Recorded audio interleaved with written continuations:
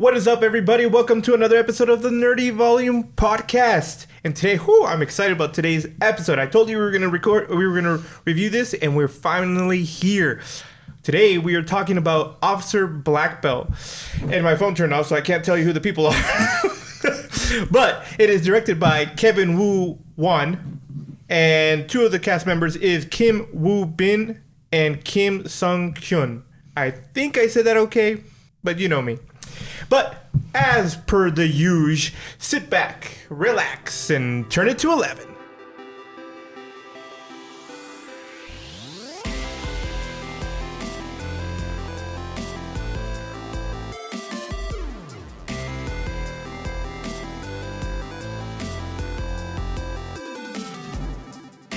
All right. Officer Black Belt. Officer Black Belt. Woo! I'm so excited. You were so excited. So excited about this one.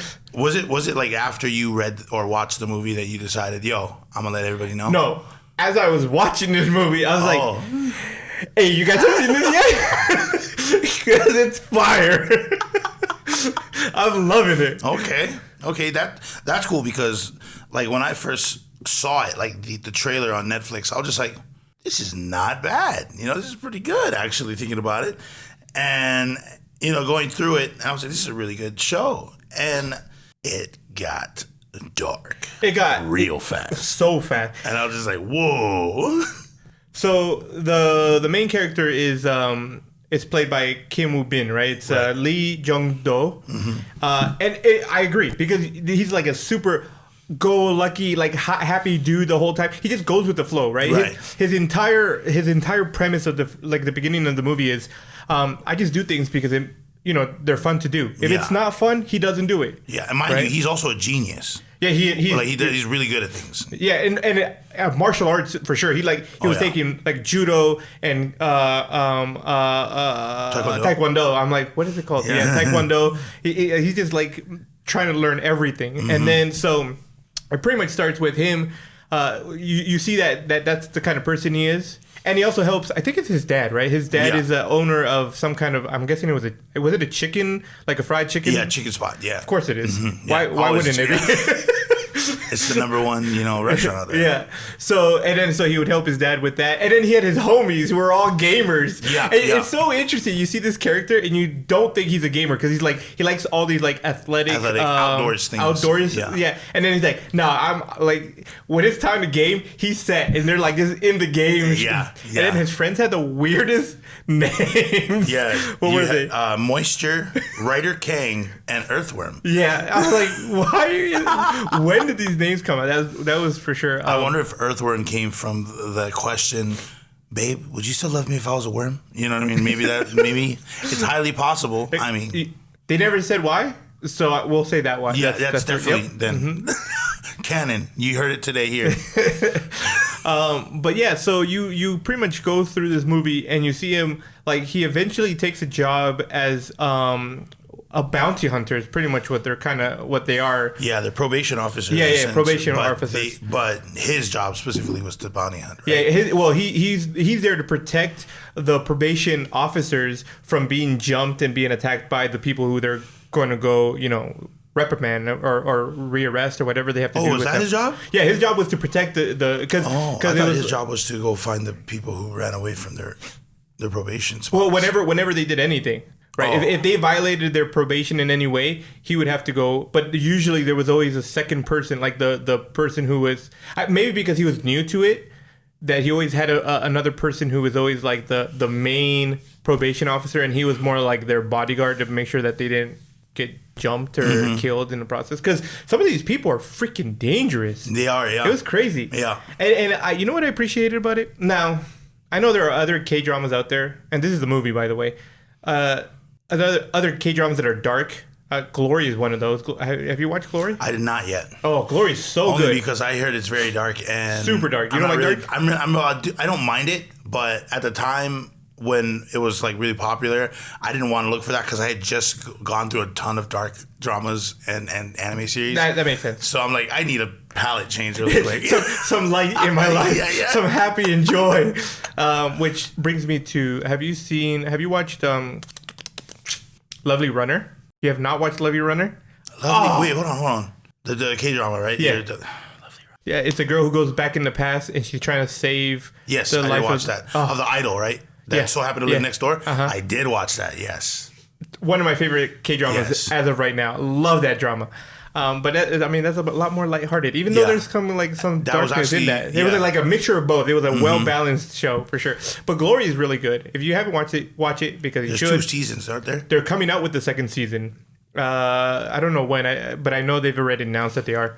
But yeah, this show is 100% super dark. Like it starts off kind of lighthearted because you see the character, and it just takes a twist, and you're just like, oh, this is getting there. And like I was saying, what I appreciate about it is that it shows the darker side of life in Korea, right? Right. Because I was what I said like a while ago was like Korean dramas are like kind of messing with my head, making me think that Korea is like this perfect, nice place to live, like a utopia. And there's nothing dangerous there. But obviously there is. Where just there's anywhere people. else. Yeah. So this show like really shows that side of it, and I'm just like, oh, I'm here for it. I'm so down to watch this, and I loved every second. I had to say, like, when it got to that second half, the end of the second act and going into the final act, I was just like, I can't believe this movie went this route. I mean, they really, so, how would you say it? What that character went through, or the inmate, or the one that was on probation, he was in there for sexual assault of minors.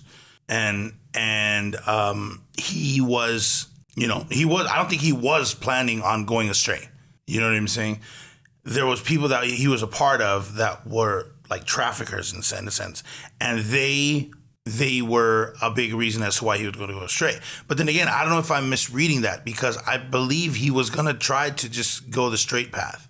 But one of the small weaselly, sleazy guys like provoked him to be like, just do it. Let's do it. It's good money for us. We can get money. Obviously, it's always about money in the end. That's why I'm just like, this is a crazy take on something where this guy has no self-control, which is why he was in prison and why he's now in probation. It makes complete sense. But the fact that they went like this is crazy, and that it's airing here in the U.S. where that kind of stuff is a no-go. You know what I mean? Like, that's why I was wild that Netflix had it up. And I'm like, all right. I was just like, this is a real story. You know what I mean? This is, like you said, everything else in Korean dramas is always like a utopia. They always have great street food. They have great people. You know what I mean? And then every now and then this kind of movie comes out. You're like, that's right. In real life, it's not always just butterflies and glitter. Yeah. And that's another thing too that I do like about the movie, was that they didn't stray away from what society deems as like what is it? Oh, I just had it in my head. Oh, geez. As you were saying it. Yeah, it's irreplaceable. Irreplaceable? No, that's not the word. Horrible, it's ugly, disgusting. Is what society views as bad. Reprehensible. We're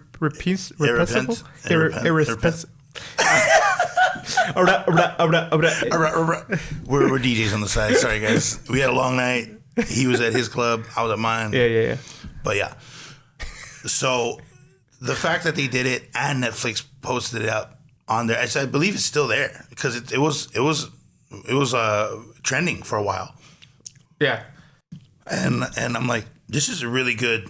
This had to have been a really good movie in the U.S. because it's such a real life movie, Well, it's interesting you say that, because I am definitely believe that Netflix would show something like this, because they've shown some pretty dark stuff, like 13 Reasons Why. That's a pretty dark one. That's pretty dark, yeah. So you have stuff like that. I'm surprised that Korea said okay. That Koreans were like, hey, let's do this. But it's so real. You're sitting there and you're like, oh, this is rough. And I told, for whatever reason, it slipped my mind that, this whole movie is based around the idea of human trafficking. And not only just human trafficking but minors being human trafficked, right? Because there's that one scene where they were gonna record the guy essaying the child, and luckily the main character, what's his name, Jung Do, shows up and stops it from happening. Yeah. Right. And that little girl. Yo, by the end of that movie, had me almost bawling my eyes out. Yeah, bro. You know, because she's terrified. Like, she gets saved. By the way, spoilers.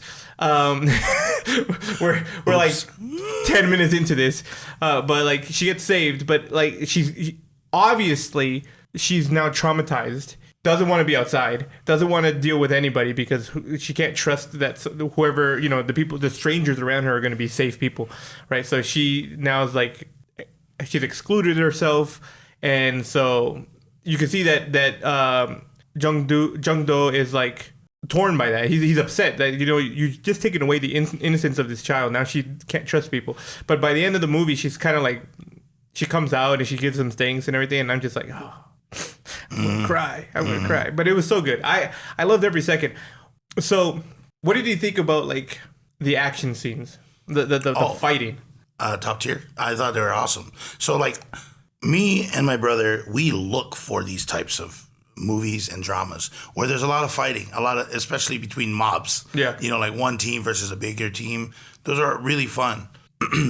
and you know, the director, Kim Jo-won, he has done some great action movies, Korean action movies, like The Divine Fury.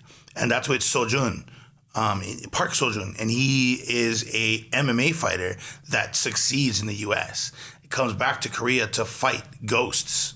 Oh, dude, I haven't seen this, so I need to watch it. He has a very terrible relationship with God, and like the church, because like they killed his dad. They like, oh, dude, it was such a crazy, and the director did this movie, you know, and then they also did Midnight Runners, which is another movie with Park Seo-jun in it. I think Park Seo-jun is one of like his main casting guys, but that was with two guys that just joined or enlisted into the military, and they run into like traffickers and drug traffickers and stuff like that. I was just like, okay, so when this movie was coming out, I didn't expect anything less, because Park Seo-jun is really good with his fighting shows. Like, if you watch Fight My Way, so he's in that movie, and so he is a martial artist in the show. He is best friends with the main girl, and she is getting harassed by a couple of drunk rich dudes. And in the beginning, they're just friends. They don't see each other like as men and women. Like, they just see each other as friends. They're homies. But when he sees her getting hurt by these people, he just absolutely lays them out. Angles was great. Everything kind of looked like it was all in one shot in a couple of scenes. And they did the same thing in the Black Belt movie here. Mm-hmm. And my favorite fight scene is actually the first fight scene when he stops the one guy and on the street. Where he first meets, where he like freaking like choke slams him to the ground. Where he's fighting the other officer. That's how he got into the whole probation. Park Ji-yoon. Yeah. Oh, that was a good one. Yeah, that was a good fight. But my heart for Park Ji-yoon. Bro, oh no, that fight was BS, man. I hated that conclusion so much. Okay, true. But you see, okay, so one of my arguments that I've been making now for like who knows how many months is that the threat of life doesn't exist in American movies right now, right? Like we recorded we did the video for Borderlands, and I said like this entire time I was like, oh, nobody's gonna die, and if anybody dies, it's gonna be surprising, right? Like there was no real threat. Right. This movie had a real threat. Like the entire time, I was like, "Yo, what is going on?" And that fighting scene, like that was one of the main fighting scenes, right? It's you had pretty much what was his name? The officer? Ji-yoon. Yeah, Ji-yoon, and getting jumped, right? And he's trying to protect somebody, and then on the other side they're getting jumped. Like everybody's getting jumped at the same, because they were supposed to like raid a place, right? But they were pretty much lied to. Yeah, they were ambushed. Yeah, and they got ambushed by, and you're just sitting there, oh my gosh, and you're freaking out, man. Mm-hmm. You're like, no, he's not. What's going? And it just kept coming. They just kept coming, and you're like, oh my god. And yo, he was fighting for his life, unfortunately, it wasn't enough. You know, and he gets killed at the end, and he gets brutally beaten, like with I think it was either a pipeline or a pipe. Yeah, pipe. Yeah, metal pipe. Yeah. Or a bat or something. I can't remember what it was, but he just got wrecked. Yeah, he got knocked out by a 2x4. That's for sure. 2x4. That's what it was. Yeah, and he just got smacked, and you can see the blood just seeping down his face, and you're just sitting there going, "No, he." By the way, this was the same character that Jung-do had to save in his first fight, right? Because he was getting attacked by a criminal. Yeah. With a knife or whatever, and he had to go to the hospital. And because he had to go to the hospital, Jung-do had to kind of replace his spot because he's like, oh, he's a good fighter. So obviously the boss, what was his name? Ki Jung. Yeah, Ki Jung. Yeah. No, Ki Jung is the lead antagonist. Yeah, you said the leader, right? No, the leader of the probation organization. Oh, that's Sun Min. Oh yeah, Sun Min. He's like, we need you to come work for us. So obviously so after working with him, Ji Yul comes back just so he can die in the end. And I'm just sitting there going, no. And I was so mad. Sun Min almost died too. He did, bro. The brace on his neck. Yeah. So okay, I have a confession about that. So when I was watching the movie, I had to pause it, right? On accident, my mouse was on the far right part of the screen, and so my mouse just grazes across the timeline, and you know how a picture shows up, yeah, and I see his neck in that brace, and I'm like, I was like, what happened? No. And so when I got there, I'm like, dang, okay, because every scene where I saw them fighting, I was like, oh, this is it, this is where it happens, this is probably where it starts. Nah, it was worse. Yeah. And I think what was crazy about that for Jung-do was he was in the vicinity. That didn't he get there almost in time? Almost in time. So no. I mean, no. By the time he got there, I think they were a little late because he was fighting somebody else in some kind of a swap meet looking alley, right? Yeah. There's just a bunch of stores or whatever. Yeah. I was like, where? There are 10 guys on him. Yeah, 15. and he barely made it out of there. That's what I like about this movie, right? You have Jung-do, who is really great at fighting, right? But even though he's great, whenever he's done with the fight, it's not like he's not OP about it. He doesn't come out without unscathed or anything. No, he comes out of there barely winning. Mm-hmm. Or escaping, right? Only when at the beginning where he's fighting the first guy, the scene that you like, the fight scene you like, right? That was the only scene where he really wham, just smacks the guy down, right? But after that, and then there's that one guy who jumped out of the window, right? He was trying to essay a girl in the room, and he jumps out of the window and he's like, hey, what's up? And he knocks him out, right? 1-on-1, he could probably take out most people, but in these big fights that he was having, he was barely coming out of them, right? Yeah. And he's bruised up. He almost died in one of the fights, right? He had to go to the hospital. Yep. His dad was furious. Yeah, he's like, I don't know if you should do this anymore. I thought it was gonna be okay. Right. Which is good cause, because man, if I was his parent, yeah, for sure. I was like, you're done, doc. But I liked what his answer was. He's like, Dad, you don't know what these people are doing. They're doing horrible things, and I can do something about it. Right. I have to help. And that's pretty much what convinces the dad. Is my nose is itchy as heck. He's like, same. He's like, okay, fine. I don't like it. And actually, it terrifies me to no end. But yeah, you got a point. If you have the ability to protect people and help people, how can you not? Right, exactly. I think that the craziest part about it is they actually stay true to weight class. So Ki Jung, the main bad guy. Oh right? yeah. Freaking giant. He is huge, absolutely huge. And I'm all like, dude, how is Jung-do? In my head, I'm thinking, if this guy is a scrapper, a brawler, Jung-do is gonna have a hard time against him, and he did. He definitely and with great measure too, because Ki Jung is in a completely different weight class. Yeah. And he's a mountain. Yeah, that dude's a heavyweight for sure. And seeing Jung-do have to fight him, and I'm like, this is gonna be a tough fight. I don't know how he's gonna come up top. unless he uses techniques, and he has to get out of whatever trap that Ki Jung does. You know what I mean? Like he could probably grapple him, and that's it for Jung Do. He's done. Yeah. You know what I mean? And what was crazy is that even though that was the case, if he wrapped Jung Do in the right way, Jung Do's done. But the thing is that if he got too close, Jung Do could easily take him out, which kind of balances the whole, you know, brawler versus martial artist. Yeah. And I realized that I watch enough, I want to say, like, Asian movies and Asian shows that deal with martial arts, that weight class and technique plays a big role, especially in characters, whether they're the lead or they're the antagonist.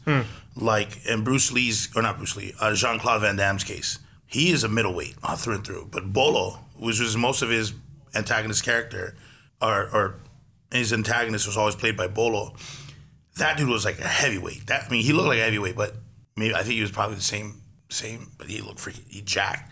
And he was just this super strong guy, like, throughout. He never changed his strength. But obviously, you know, Jean-Claude did. In this movie, Jung Do was already there. He was already at peak. But so was Ki Jung. And so it was more like, if they clashed, someone's going to go down. You know what I mean? And I think that's a great example, because you had Jung Do, who is pretty much reached the peak, right? Because he was the best at all of his classes. He was the best around his friends when it came to gaming. He was just the best at everything, right? So yeah, I completely agree, right? You have this character who and not only that, but like, he just enjoys life, right? So I think that plays a part of it. So he's at this level where he's like, yo, I'm at the top. And then you meet, what's his name? Ki Jung, yeah, right? And you're just, he's like, oh, I'm not at the top, right? Because I think the first time they fight, Ki Jung just like wrecks him. He does. I think wrecks him, like nothing happens to him, kind of like he's unfazed. Right. Yeah. Isn't Ki Jung the one that sends him to the hospital? Yeah, but I mean, he also was mauled by a group, so that's true. Yeah, I mean, it wasn't him by himself. But you're right. Yeah. Well, but it's still like, Ki Jung was just the true antagonist. Like, you just can't. You have to be evolve. You're right. Yeah. In order to beat him, and you see that, right? That's the thing that these movies so far are missing. Yeah. That evolution of character building. Like you build him in one way, but in other ways it's like, oh, boop, right? That last fighting scene between Jung Do and Ki Jung, right?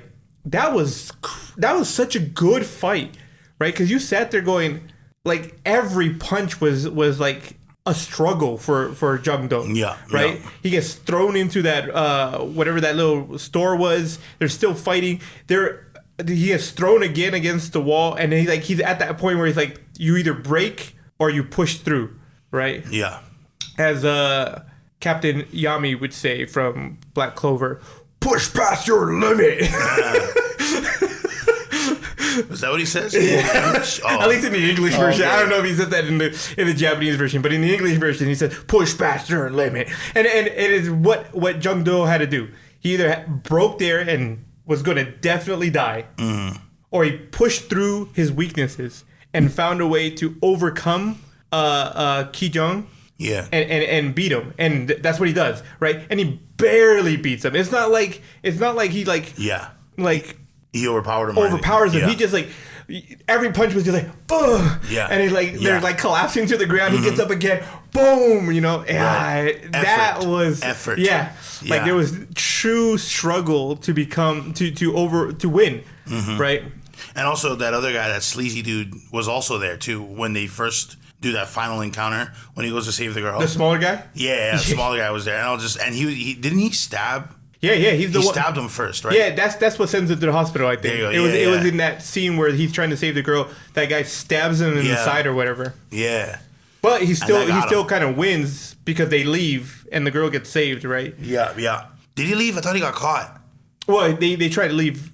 He tries to escape after he stabs them, and they try to escape because they heard the sirens. So they're like, forget the girl. We're gonna run. Right. But he gets caught in that same process of stabbing him, you know, as he's trying to escape the scene. But yeah, no. And then the friends. We can't forget about Earthworm and Moist and what's the other one? Writer King. Writer King. I wonder, is he a writer? I wonder. Yeah. Or you could have been a code. Does the code? Was it Writer King that was the coder? I thought it was Earthworm. It was the bigger dude. Oh, Moisture. Moisture is the big one. one. Moisture was at least the computer guy, right? Yeah. Best friends of all time. Your homie is fighting to the death, and you're like, yeah, I'll be there.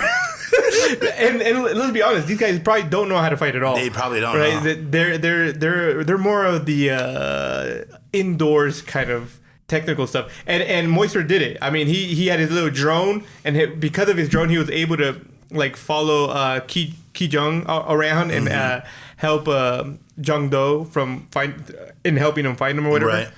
But awesome friends. There was a scene where they needed a lot of money. It was they had to buy like clothes and they had to buy outfits to match their operations. Yeah. I forgot who paid for that. Was it? Oh, it was Sung Min, right? The probation officer guy. Yeah, I think so. It was like a $2 million or 2 million won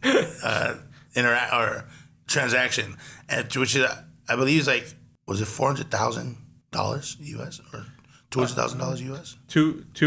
What was it? 2 million? 2 million won, yeah. What is the yeah? It's like the exchange rate.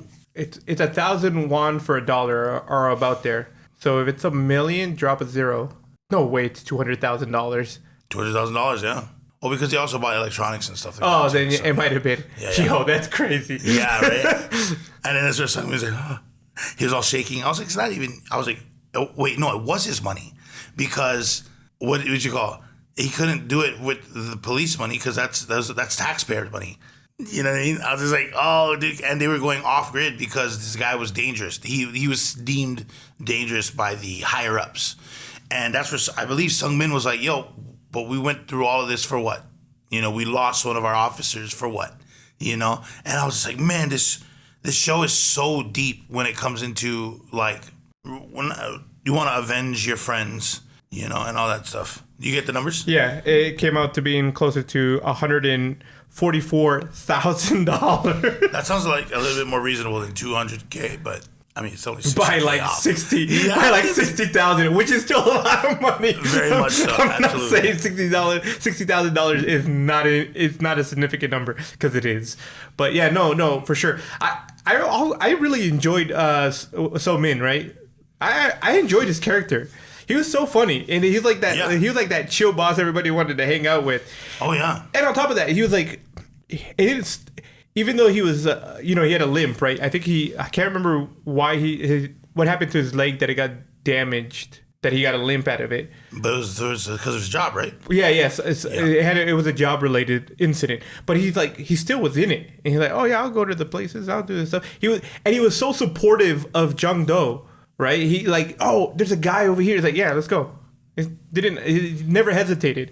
You know, he did everything he could, and then obviously paid for him and his friends' first meal together. I'm like, you invited your friends to meet your brand new boss, and you're like, hey, you want to pay for all of our meals? And he's like, oh yeah, sure, yeah, it's okay. Yeah. Racked up a hefty amount there too. Oh yeah, and I saw them all like, oh yes. All right. And I like that. I actually like that part because it's like, oh yeah, if I'm gonna eat, my friends are gonna eat too. You know what I mean? Yeah. That too cool. He didn't need to do that, but he did it. Yeah. No, I really enjoyed. I thought this whole everybody did such a great job. In my opinion, every part of this was so good. You loved all the great characters. You hated all the horrible characters in the sense that the antagonists. You just hated them. They were despicable people. Mm-hmm. Like they were the scum of the earth, right? Dude, when Ki Jung went after was it Ki Jung or was it another guy? No, it was the rich guy, right? That went after his like mother figure, the one in the salon. Oh yeah, dude, I think that part made me second most angry after the little girl. Yeah. When I saw that, I was just like, oh, you don't mess with mama. You don't mess with mama. Oh, dude, and who caught her or who caught? Was it him? Was it Jung Do? I think he did. But he Did he get there in time? I can't remember if he got there in time. Yeah, I mean, nothing happened to her. No. But she was definitely assaulted. Yeah. Yeah, I was just like, oh, snap. This is really going down. I was like, is Jung-do going to make it? I was like, just like you said, the threat of life. It was there.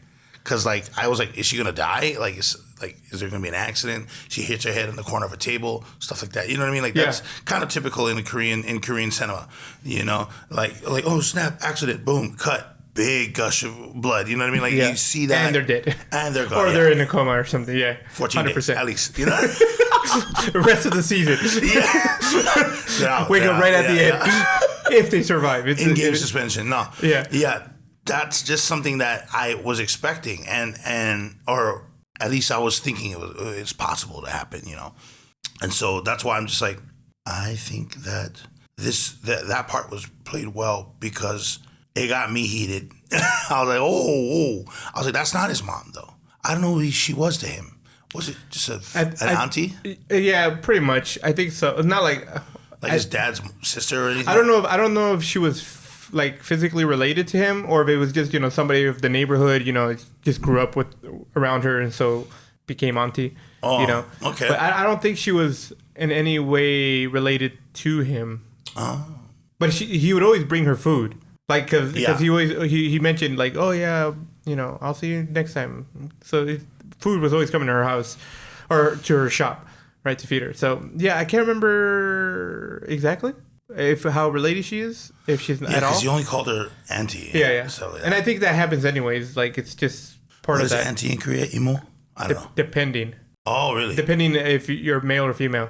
Like, if you're the boy calling her auntie or you're a girl calling her auntie, I think it changes. Oh, I see. Changes as well. Just like with sisters Oppa and brothers. Yeah. Sisters Nuna. Nuna and Oppa. Oppa's brother. Yeah. Nuna and his older sister. Yeah. Dong-sang is I think Imo is definitely aunt. I just don't know if it's just for female. Because my friends' kids would call my wife Imo all the time. Oh. Yeah. Oh, okay. The more you know, y'all. Yeah. But Duolingo. My Korean isn't that fluent. I wish it was more fluent than that. Well, okay, so for things that I guess made us angry, not emotionally, but with the actual film, was there any? I think for me, give us your take. Actually, Simon Cowell today. I'm not. To be honest, I don't really have a lot of negative things to say about the settings or the pacing. However, the first time that Jung-do gets not bust up, but he gets jumped, he gets out of it.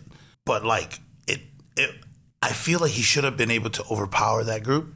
But I understand now, or at least after the movie was finished, that they needed to understand that he's good at a one-on-one, but against the group, he's a little bit at a disadvantage because they could do cheap things, cheap moves. And essentially, those are what wins fights when it deals with a martial artist versus a criminal. Criminal will do anything goes in the streets. Yeah. You know what I mean? That's what it is.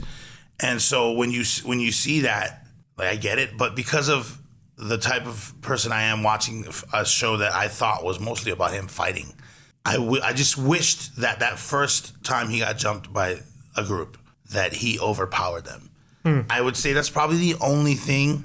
The pacing was all right. The pacing kind of got slow after Ji Yeol passed away, especially because he was kind of down in the dumps. Sung Min his neck was broken. His friends was trying to help him out. You know what I mean? There's a lot of these factors that played in, but it needed to be there. So I can't really complain about it. So the only thing I could really complain about is what I said earlier. There's really not much. The pacing becomes slow, but it's kind of needed, I feel. It's because it's a movie. It's not like a series where you have 16 episodes and 40 to drag it, because that's what makes Korean drama so poppin'. I swear, though, watch it on Netflix. If this was on Viki, where I could see the comments, man, the people in the people should, not everybody should be allowed to comment. That's what I say. That's true. Yeah. Some people like to just complain. Some people complain, put real life things down in their life. And some people like to act like they know everything about what's going on. Like us. That's why we do this. Yeah, that's why we have you guys listening and watching. So you didn't have anything, huh? So, honestly, no. I enjoyed. If I had one complaint, that it wasn't long enough. I enjoyed this movie all the way through. Every second of it was fan-freaking-tastic.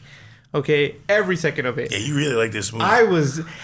It fed the part of me that has been starving for a good freaking like fight action movie. You know, there's some good shows out there right now. Have you watched? What is it called? It just came out on Netflix. Something Bridge, Rebel Bridge. The police one? Yes. I haven't seen it yet. Really good. That's a really great movie. I enjoyed every second of it. It's kind of crazy in the fact that like this one guy is going against this entire police force, and I'm just like, yo, I get that they're corrupt people, but you're breaking so many laws, bro. Yeah, right. Like, still, I get what you're doing, but it was so good. Like, that movie was fantastic in its own right. It did a really great job. I enjoyed that movie as well. We should maybe do a review on that one too. Yeah. But so Officer Black Belt is pretty much the same, right? Then you have other movies that just are not hitting the same. They're like these fighting scenes, Marvel being one of them, right? These action past the last, what was it, Endgame? Was the last one Endgame? Endgame? No, the last one was the Spider-Man movie. Sorry, I meant the last of that arc was Endgame, right? Where they had the big fight. Yeah, it should have been, but I believe I think it's actually Spider-Man. Of the Avengers, I mean. No, like his movie is the end of that. Yeah. No, I know Spider-Man is the end of the arc, but of the Avengers, Endgame was the last Avenger movie, right? Yeah. Like, that movie was great. And then everything else after it, Spider-Man being pretty good. I did enjoy Spider-Man. But, like, their fighting is just blah. There's no structure. There's no like I said, there's no real threat. Freaking Thanos was a freaking threat. He was a threat, absolutely. Yeah, he destroyed Vision, right? So it's like, yeah, you don't want to mess with Thanos. He is a threat to life, right? And you can feel it. At least half of life. Very true. Very true. I take that back. Half of life, right? But... And then, I don't know, all these other movies just haven't been doing the same thing. Reacher is a pretty good... The show. Have you watched the show Reacher? I have not. That's the one with the guy that played Aquaman in Smallville back in the day. Oh, really? Yeah. That's funny. And he's also in Fast X, the movie about family. Yeah, he is in that one. Yeah. And that's funny because him and Momoa standing next to each other, they were both Aquaman at one point. Going up against Black Adam. That's awesome, and actually. Groot. That's hilarious. And so with the martial arts, you're absolutely right. Like, there's not a lot, but I don't really expect a lot of good fighting in superhero movies. Unfortunately, like Ant-Man, garbage. I like that movie because I like Paul Rudd. But, you can like Paul Rudd and still dislike the movie. I didn't really find a lot of. So I forgot the grade I gave it, but. We talked about it, and I understand that people did not like it, and I think it's because of the storyline, a lot of the characters, pacing. There's a lot of things that people didn't like about it. You know which one? Thor. I keep bringing this movie up because Thor it was Thunder? Yeah. Love and Thunder. Horrible movie. Like, not only because of the constant. I thought it was funny. The constant jokes that they kept throwing, but like you had what was the antagonist? I forgot. Christian Bale, the God Slayer. Yeah. You had this character who is supposed to be, his name is God Slayer. You think he's going to be this character that's like, okay, Thor is a god. This guy slays God. Yeah. Thor's going to have a problem. Come to their fight and like, oh, apparently no, Thor didn't have a problem. It wasn't that serious of a fight. You're right. This movie made it serious. Like, this movie had their fights were like, you're like, oh, okay, right. We don't know what's happening, and then somebody does die. And here's the thing about that. I was gonna. That's funny that you brought that up. So, the God Slayer, right, can kill Thor. There's other people that can kill Thor, like the Hulk, who is human. And then there's also like, what's their name, Captain Marvel, another human who has, of course, cosmic powers, still human. There's more than just one. But yeah, you're absolutely right. The God Slayer is supposed to be this powerful being, but because there's so much storyline behind him, like what is God Slayer when there's a celestial? You know? Because celestials are, I would say, above them, no? Sure. Right? Because the God's power in Marvel is considered within from the universe. Within the people Yeah. that believe them. Yeah. Like the more people that believe them, the stronger they are. And the Celestials actually created the entire universe. Yes. Yeah. So just like it's the power scaling is so weird. Which brings you to Elemental being the exact same problem. Was it Elemental? Oh no. The Eternals. Eternals, sorry. yeah. Which had the same problem. You had a Celestial, and you're just like, boop, we stopped it. We stopped it. Oh, we stopped it being born. Okay. Because we killed 3 billion people. Because that's what it took 5 billion, right? Something like that. Yeah, 5 billion to feed the. And then also another great example, Thanos. Sorry, not Thanos. Kang the Conqueror. Didn't seem like he did a lot of conquering. I mean, granted he did, but in Ant-Man, what was it? Is it 3? Ant-Man 3? Yeah. Like you see him in Loki, and you're like, oh, Kang is coming in. Everybody's excited because everybody knows, oh, he's Kang, right? You see him in Ant-Man 3, and you're like, oh, well, I mean, he was somewhat dangerous, but Ant-Man still beat you kind of easily. Yeah, it wasn't anything really too serious. You had a freaking bunch of ants eventually come in and help out, and so it's kind of like... Yeah, those like ants that. are super OP, by the way. I mean, I like the ants. They were hilarious. I'm not arguing that the ants weren't a good pull, but I was just, at the same time, it's just like, where is the threat? Where is the threat? That is always my argument when I'm watching these like action movies, and you don't make me feel like something is gonna happen to somebody. If I don't feel that, you might be a good movie, but you're not a great movie. Kang didn't kill anyone. He enslaved them. He enslaved them, which I mean, he probably did kill some. Yeah, but nobody important to the story that. Like he didn't kill like Krillin like for. But you know what I mean. But that brings me to the good point. He is the scariest Kang, right? Because the other Kangs put him in the he's the strongest. Yes. Yeah. Why did it look like you were not? That actually, you just brought up he was the strongest. The other Kangs were so scared of him that they put him in I forgot what that realm is called, right? The subatomic, the quantum realm. Yeah. They put him in the quantum realm so that he couldn't do anything, no more harm to the multiverse. And even then, right, when we meet him, we're just like, wait, you're the scariest? Because you don't seem to be. And that's the problem.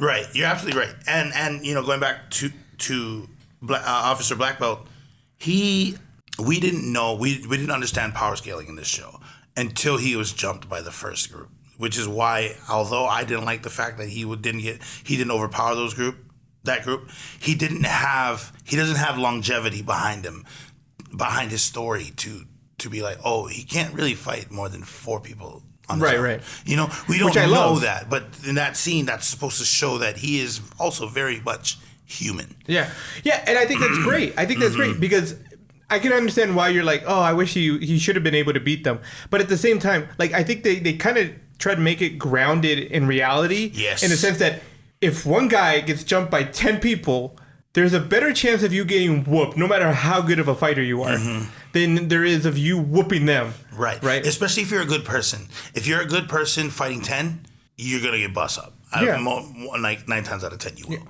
no matter how good you are. But if you're a bad person getting jumped by 10, then you actually have a bigger probability because, and especially in a grounded area, like I would talk to some people and they would be like, how would you get out of like people just like trying to stomp you? And then some of the questions or some of the answers that I've been seeing on the internet be like, you try to kill them one at a time. Like you have to. So, and that's for people who are innocently getting, jumped. Yeah. But if you're a criminal getting jumped, it's inevitable that someone's gonna die. You know what I mean? Right, because you have that sense, like you don't have it like a morality that you're trying to follow, right? Your right. morality is, hey, I'm here for me, and yeah. I'll eliminate whoever I need to eliminate. Protect myself. Well, I can see what you're saying, because then a good person is just like, well, I don't want to kill them, and you're kind of going through. I want to punish them. Yeah. Not to say that if you're a good person and you're thinking, no, I would have shot them in the face. Yeah. There's good people that do that. Yeah. There's definitely. That's not what I'm arguing. I'm just arguing that there are obviously people who try to avoid a fight, or avoid from harming someone to the point where they're like crippled or dismayed or I forgot dismantle or no dismember. No, maimed. Yeah. And there's words today. Yeah, for real. There's kind of like a poetic justice to when you said he barely won against Ki Jung at the end. It was more like it shows that he wasn't just all talk in the beginning. He wanted to stop these guys. Obviously, he was, I wouldn't say arrogant, but he was very overconfident. Yeah, 100%. He was overconfident, not so much in his skills, but to the point that he felt like I could probably stop everybody. But not understanding that that's not how the world works. There's always someone better and stronger. There's always someone better, stronger. There's always someone sleazier, slimier. Yeah. Dirty play is always what's going to happen whether you like it or not. And that's why you see Jung-do having to go through all these trials and tribulations. Well, and he had to also kind of think like okay. They have no bounds, right? They'll do anything and everything to so he had to kind of have that struggle. It's like, it might also have to become a monster in order to defeat a monster. And obviously his answer was no at the end, right? He just fought, and he did it with the same principles that he had from the beginning of the show. He just made sure that he can whoop you when it came time to it. Yeah. Oh, I know a second reason why that's something that was negative. No, it's too late. So thank you for coming on. And it's a preference. It's not necessarily towards the film. There were no love interest. There was no like cutie on there. We all we had was auntie. You sound like my wife. What do you mean? She always is like, where's the love interest? This actually doesn't have one. What? Yeah. I was just like, so we're just going to watch a bunch of dudes fighting it. He was the only one fighting, by the way, and Ji Yul. Okay? Moisture didn't fight. Moisture... He fought with his brain. He did, which is cool, by the way. Moisture, I think, was one of my favorite friends, or group, or character of the Friends group. Yeah, he was the hacker of the group. Yeah, but Earthworm was the funniest because I think he was like the most absent-minded of the crew. Yeah. And those guys are always fun. Yeah, no, he didn't have a love interest. Nothing. Was there a girl at any point in the show? No, he only had the auntie. Or any point of the show. Let's see. No, like a girl interest at all? No. I don't think so, right? None. The only girl that ever showed, other than the little girl, was that woman that was going to get essayed in the apartment. Yeah, the auntie. No. Oh, that. Yeah. Yeah, that was the only other one that I think was ever in. Wasn't she married? She's married too, right? No. She was single? Yeah. She was like a 20-year-old. I thought she was married. Okay, well, yeah, you're right. She was the only one close to someone his age that he would consider dating. Well, because I understand if there was, it would make the movie a little bit more complicating, and I believe more soft. It'll make the movie a little soft because, personally, in this movie, there was no time for romance. It was about saving people's lives. Okay. If I want to watch a Korean show, I expect just a little bit. It didn't even have to be like they didn't even have to announce that they like each other. It should have just shown. Like this one, like he has like a female police officer, or not even a police officer. Let's say she works dispatch for taxi. You know what I mean? And they always talk. Like that little interaction would have been enough. And then like maybe like a coworker, she's like, "Why don't you just ask him out?" Da, da, da. And then she's like, "What are you talking about?" And end. Done. You don't even have to. There's no inkling that this guy had any game. So for the future, make sure to add a little romance, just a hint of it. I'm just saying. My boy. Okay. Especially because I think the last good action film or the last good action Korean show was Bloodhound. So good, man. Loved it. Absolutely loved it. And before that, there's a couple there, but the one that I remember the most before that would be K2. and that's with Ji Chang-wook. He's like a security guard or like a bodyguard, right? Something like that. He ends up to be one, but he's a special agent kind of Yeah. guy. And he was, Ji Chang-wook doesn't want to do shows like that anymore, so we won't see him do awesome stuff. Except he was in The Worst of Evil, which I had to stop because like I had ideas of how that was going to end based off of certain character interactions, and I'm like, no, I don't like it. I didn't like it. I mean, I like the character Ji Chang-wook played, but I didn't like how it was going to play. I was like, you know, there's just those movies that just you can see the future. This movie, Officer Black Belt, I did not see the future. I was just like, whoa. Everything that happened aside or after the first time he got jumped was such a surprise. Mm-hmm. Such a surprise. Like, I understand that he had friends that was gamers, right? But you didn't know how tight they were until he needed their help. Sung-min needed help at his probation office, but he didn't have the muscle. And the only muscle that he did have ended up in a coma, you know? And so you see all these things that like they needed each other in one way or another that helps kind of elevate their characters. And I'm brain frying right now. I don't know where I was going with that. One thing for sure that I noticed, I just thought about is like he won like 3 or 4 awards from the like the mayor or whatever you want to call it. He's also a national athlete too, I believe, right? I don't know. I just remember like he got like 3 or 4 awards. I'm pretty sure the mayor by the end of it was like, how many times is this guy gonna come up here? He just kept getting awards for helping or saving people, and I was just I'm like, that's funny. Or one was for surviving. He should have been a cop, you know.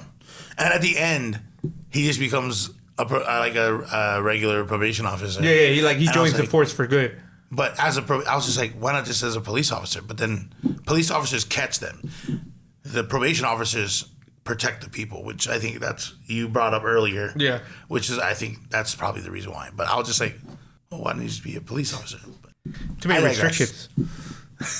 I don't think a police officer could like whack the person down or something like they can. Yeah.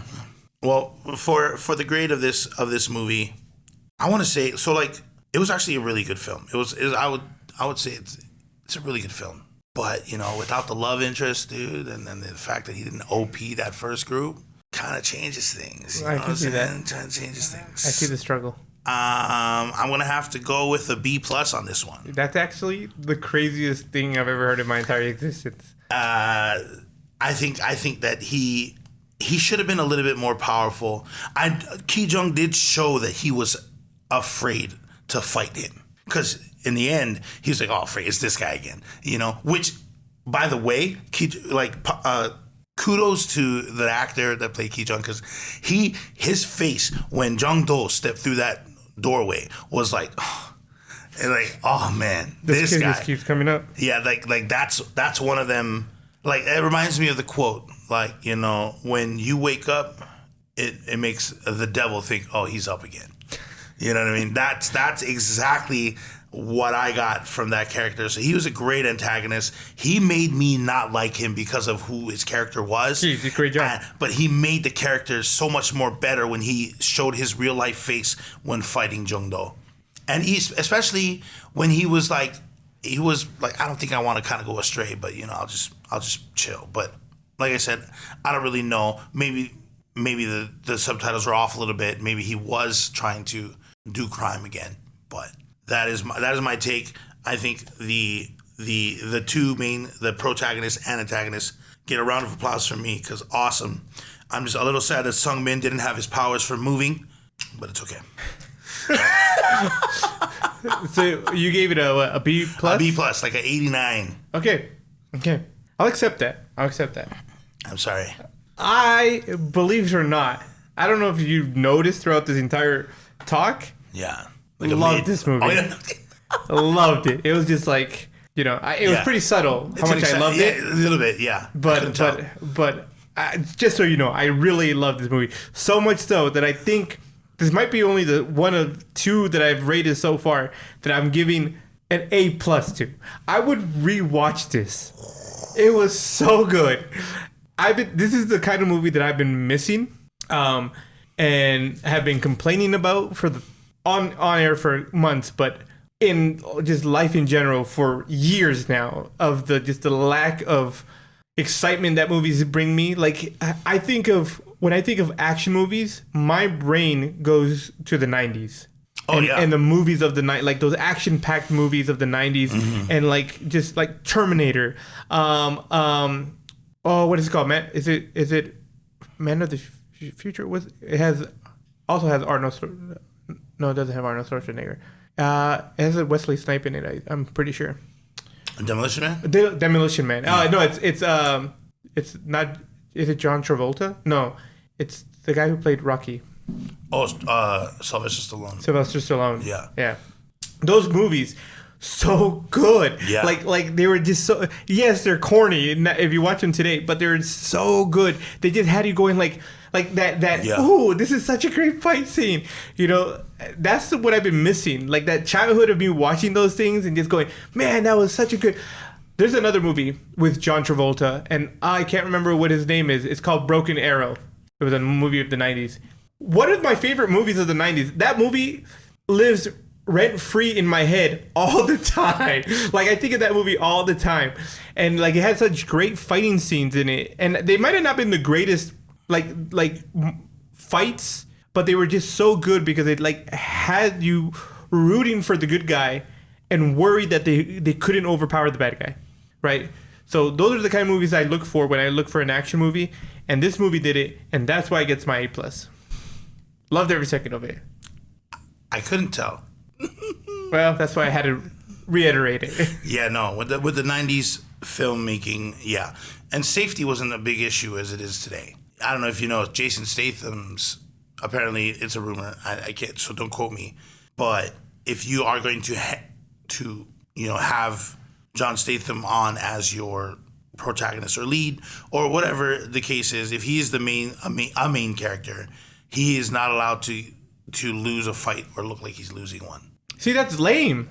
That's a whole, like, granted, like you said, he doesn't know if he knows that that's true or not. Right. But if that is true, that's horrible writing. There is nothing. This is not an OP anime, right? Yeah. That's not what we're watching here. Yeah, it's not animated. This is a real life, and we want to see real life stuff. Expendables is different. Expendables is literally a movie for boys, men. For this, there are certain movies that have that OP feel, and they should have it. And then there are other movies that need it, and they don't. That need the drama, and they don't have it, right? So it just depends. But yeah, no, that would be lame. I agree. Yeah, and I was like, yeah, you're right. Yeah, the movies today is so wrapped up around safety. That's why Jackie Chan movies got a little bit more. It wasn't his age that made it progress differently with like CGI and stuff. It was safety. He couldn't do certain things anymore because America was like, no, don't do that. And I was just like, why? I was like, you're missing the point of a movie. And I think it's also with comedy. If you decide, if there are people that decide how society perceives cinema, then that isn't cinema. Mm-hmm. What you're doing is you're just showing them what you want. Yeah. That's all it is. It's just like, hey, look at my screen, not their screen, kind of deal. Yeah. And yeah, but that's life. Oh, that's Hollywood, folks. Huh? I guess in Korea. Solowood. Yes. Or Hollywood. Well, that's going to wrap up this episode. Follow us on IG, Facebook, X, and TikTok. You can catch all of our video content on YouTube. Please leave a review as it will help our podcast grow. And join our community on Discord. Thanks for hanging out with us. And don't forget, turn to 11.